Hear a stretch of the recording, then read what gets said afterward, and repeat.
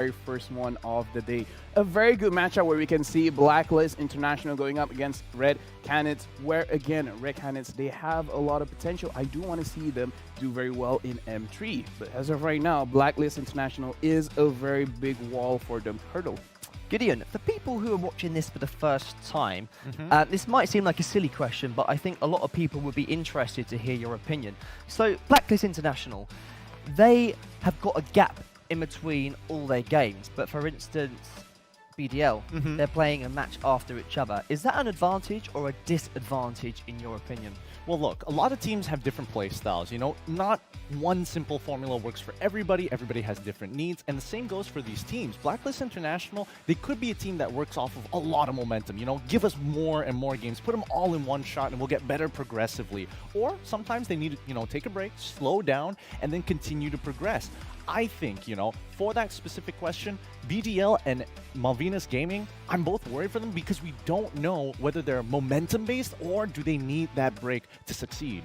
Well, that is day one. Day two, I don't think anyone is going to miss any of these games. Lefel, is it a silly question to ask which game you're going to look forward to the most? It's Onic versus Onic, right? Well, Onic versus... I have two games that I want to watch, but yes, Onic versus Onic. I'm pretty sure not just me, not just Gideon, but everyone else as well. We want to see how the Filipino brand as well as the Indonesian brand, they're going to play with each other. But another shout out I do want to give is Onic Philippines against Team Toda, where Toda again, they play a very uncharacteristic style because sometimes their draft is a little bit all over the place. I want to see how they go up against Onic Philippines.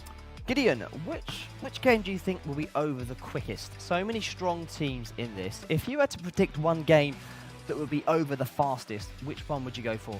Honestly, I think most people would say like, oh, you know, it's going to be Onic versus VK. No, I think the Onic versus Onic game will actually be the fastest. Wow. Because I feel that once a team gets even the slightest advantage, it's game over already. It's the first person who makes the mistake.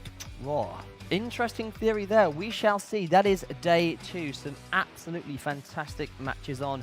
Day three.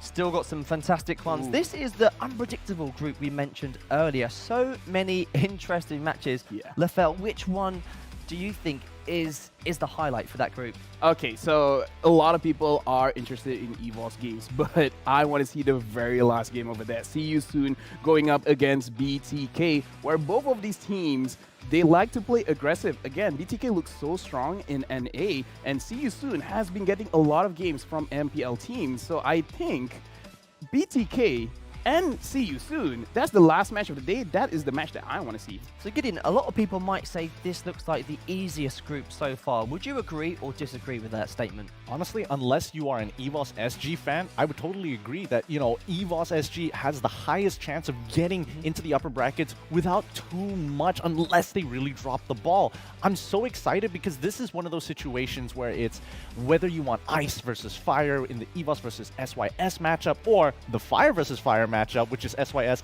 up against Na'Vi. And very quickly, both of you, which game you're looking forward to the most from this group? See You Soon versus Na'Vi. Again, See You Soon, BTK. Okay, well, some fantastic matches there. Day four, the final one. This is Group D. And to be honest with you, every single day, there's at least one game that's going to be fantastic. SMG versus RRQ right there. Which match do you think has the biggest chance of any team causing an upset?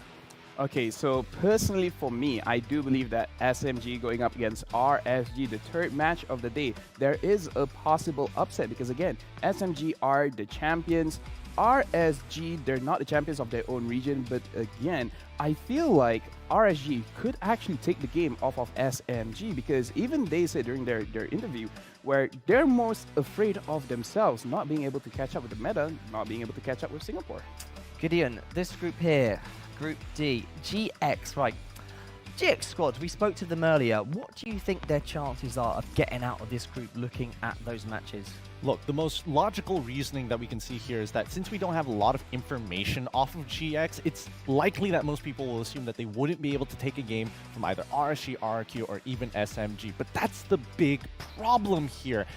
I think that GX has what it takes to really turn things around. And I think their best chances, if they can take a game off of RRQ, that in itself is a huge, huge statement.